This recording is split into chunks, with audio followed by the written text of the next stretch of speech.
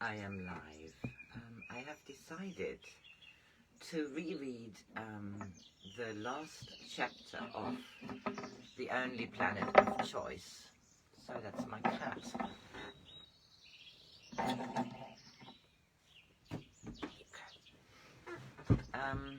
Because I recorded it 3 years ago, well, it was in 2020, I believe, and the quality is very bad. It's really hard to hear it. And I loved the chapter, and I realized this morning, why not just read it again, make a little playlist. I can always read a few chapters of The Only Planet of Choice because it's on a different channel, Heike's Drum Chair, whereby this one is a new one. And I will, without much ado, explain, because these are words by Phyllis V. Schlemmer, who channeled the council, and it's entitled Briefing, How It Came to Be. Before I knew who Tom was already a part of my life. Since my earliest memories, I've seen angels, spirits, and strange-looking creatures. Later on, I realized that they were beings from other dimensions and humanoid entities. I played with spirit Native Indian and Native American children and watched as Native Americans tried to defend themselves or plotted against the white man. For me, they were as real as my brother. I was raised in an area of Pennsylvania which had experienced many Indian battles, and many of the towns were named after them. My mother was quite ill after I was born, so I was raised by my father's parents. I adored both of them. Much older than my grandmother, my grandfather was still a tall, robust man, whom I called Pop-Pop. They had 9 children, most of whom were still at home. My father was the eldest. It was the time of the Great Depression, and the family grew all their own potatoes, corn, and vegetables. And Bessie, our cow, gave us milk, which was my grandmother turned into cheese and butter. With all this and the wonderful homemade bread she baked daily, we were quite well provided for, compared with many people. I was the first grandchild, and I was loved, joyful, and cheery. My grandmother would take me with her everywhere she went. She was the local midwife, and when she was called out and no one was around to look after me, she would pick me up, wrap me in the large grey shawl she always wore, and off we would go to deliver babies. She would also take me with her when it came time to pick the vegetables. That was when she taught me about nature spirits. One of my jobs was to pick the potato bugs off the potatoes, and the nature spirits helped me with this. They also helped me when I went looking for mushrooms, which could be found in the local cemetery. I would see many people in the cemetery, some trying to talk to visitors who did not respond.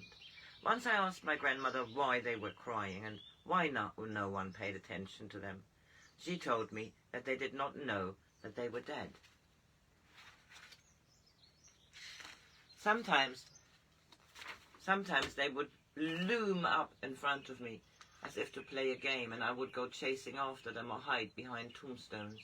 They seemed so happy that at last someone was paying attention to them. My grandmother would explain to me who they were, why they were there, and how their families kept them earthbound. She also explained that although I could see them, they were not so solid as I was. But I would try to hold their hands, and sometimes I succeeded. When I was around 5 years of age, my grandfather became very ill. My aunts told me that he was going to die and go to heaven to be with God. I recently had a kitten that died. We placed it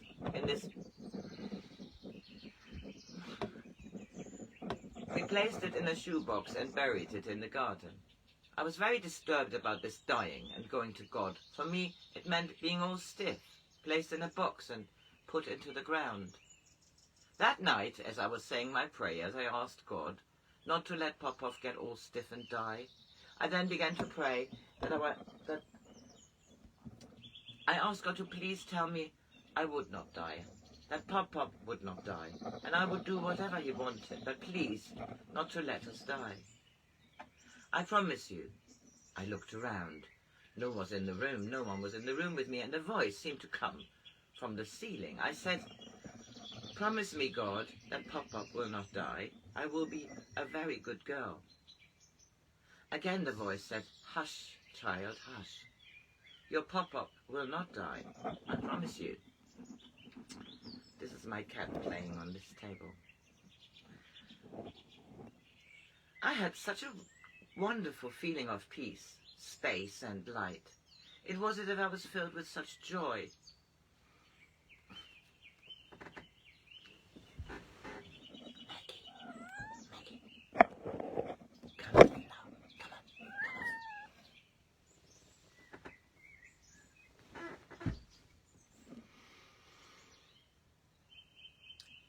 I had such a wonderful feeling of peace, space, and light. It was as if I was filled with such joy. God was my friend. He gave me his word that neither I nor my grandfather would die. I told my grandmother about it, and she just smiled and said, "Yes, child." After my grandfather did pass on, I insisted he was not dead, because I saw he was well and happy, standing alongside this very big doll that looked like him, lying on the bed.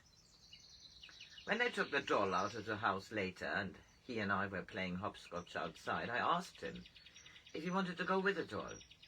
He said no, so we continued to skip and play. I was so happy he was no longer ill. Both my grandmothers were sensitives and recognized that I also had this ability. The two of them were very involved in my training, for each had unique abilities. My father's mother taught me about the little people and life after death. She was born in Ireland, had a wonderful spirit, loved to sing, and I never heard her say a negative word about anyone. She was the least judgmental person I knew. My mother's mother was born in Italy, and she was a medium. Her family was known for their healing abilities. She read the oils, was very good with psychometry, found missing people, and communicated with spirits. She was very strict and taught me to be responsible and develop my own abilities. Both grandmothers were very strong on ethics and discipline, which they instilled in me. With this background, it was inevitable that someday I would open a school to teach metaphysics, which I did in 1969. I had been told by my Italian grandmother, who came from a family of Kabbalists, that one was not ready to teach until the age of 40. I opened my school in Orlando, Florida, on my 40th birthday.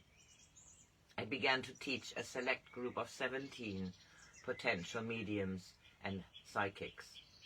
I would go into a deep trance, and the class was taught by one of my spirit mentors called Dr. Fiske. I had created a special windowless room for this class, with a microphone hung from the ceiling.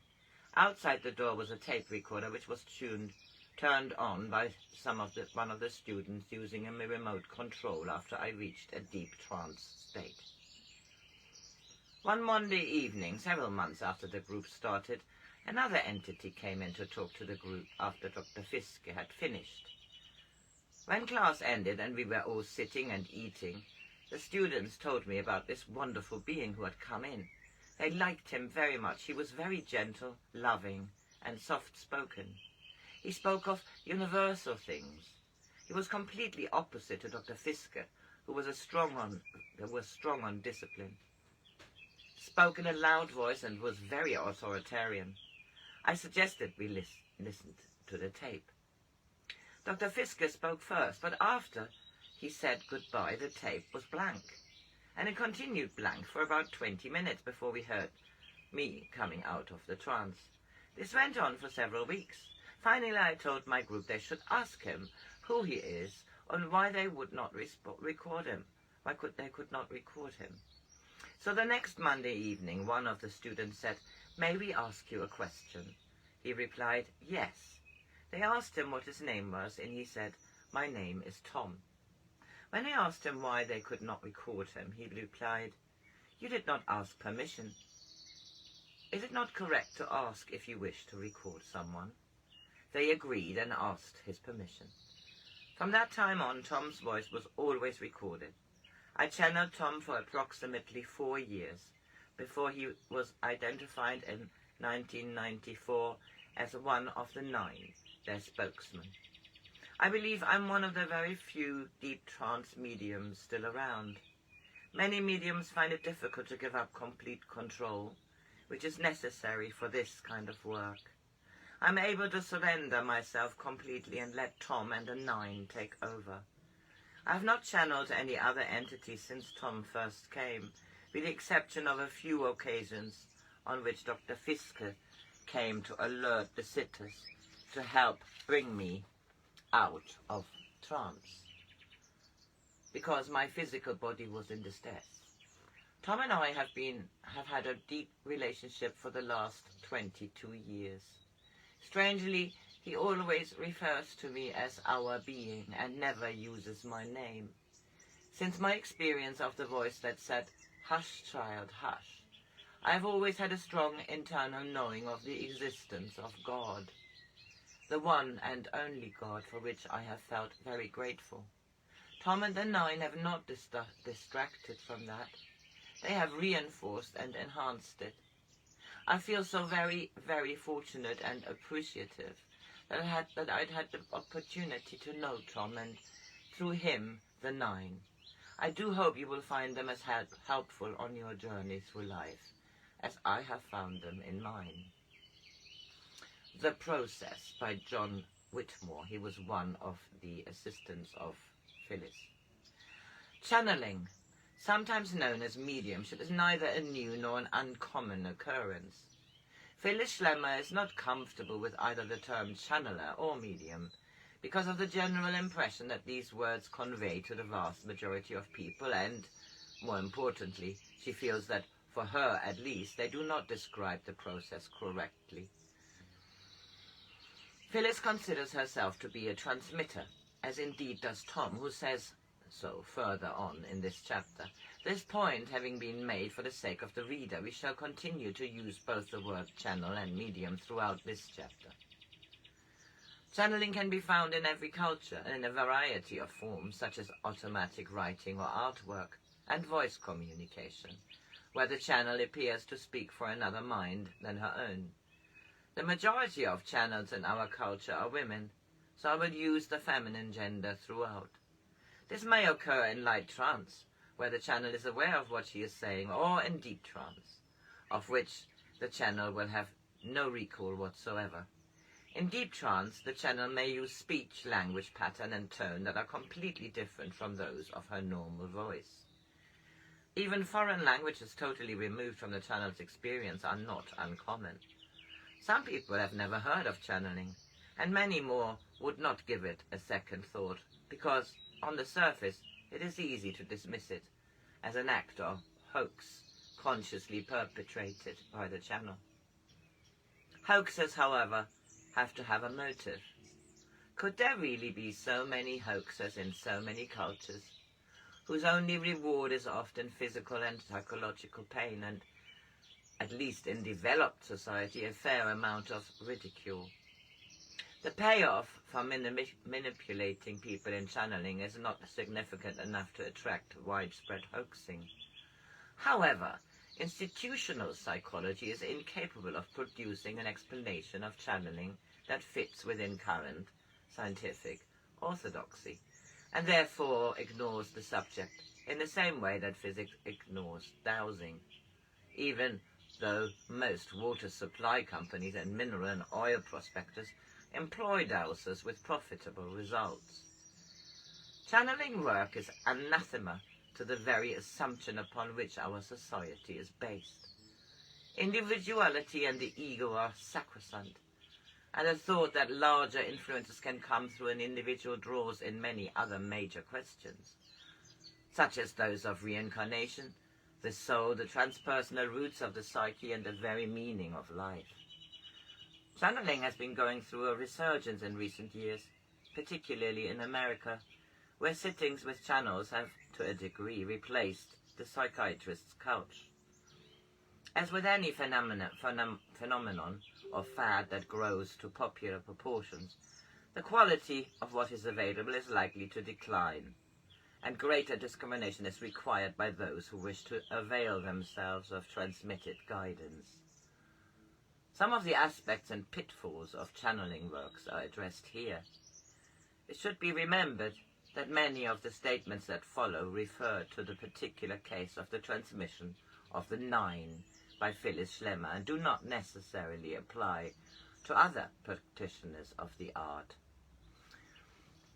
Jean, this is question and answers, and this is Gene Roddenberry, who wrote Star Trek. Jean, if people can accept the reality of channeling at all, they are then faced with all the problems of interference in channeling and in receiving these messages coming as they do from a different dimension. Can you comment on the possibility of how much of the messages we are receiving from you are garbled by static and interference, and whether or not it is possible that we are occasionally receiving misinformation because of difficulties in communication? Tom answers, misinformation would be in the interpretation and in limitations within the mind of the channel. In the usage of words of which we do not have sufficient in the mind of the channel. There is not within the mind of humans the language to even attempt to explain our knowledge or the knowledge of other civilizations. But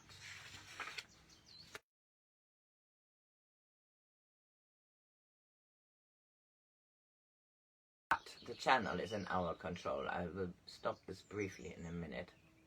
Gene Roddenberry, can Phyllis be unconsciously affecting any of the communications from her own inner self? How certain can we be that our method of communication avoids all thoughts and needs and so on that Phyllis herself has? Tom answers, do you understand that our being is not in the body at the time of communication? Jean, I didn't understand that, but I understand what you are saying. Tom, do you understand that the function of the body in most areas are in a state of stoppage? Jean, no, Tom, do you understand that the heart and the circulatory system is kept to a minimum of function? Jean, I understand. Tom, do you understand that we are in a complete maintenance and control? There is not a word in your language to explain except for the word that we totally possess the body. Jean, I understand. I think that answers my question completely on that. And I will stop it here. Have a lovely Sunday.